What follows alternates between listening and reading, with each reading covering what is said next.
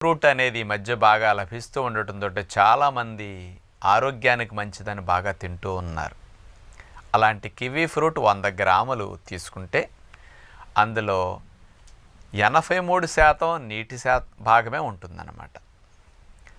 61 క్యాలరీల శక్తి లభిస్తుంది ఆ ఫ్రూట్ తింటే మనకు 100 గ్రాములు తినటం ద్వారా. ముఖ్యంగా ఇందులో 14 గ్రాములే కార్బోహైడ్రేట్స్ ఉంటాయి. ప్రోటీన్, ఫ్యాట్స్ ఫ్రూట్స్లో ఎక్కువ ఉండవు కదా, చెప్పుకోవక్కర్లేదు.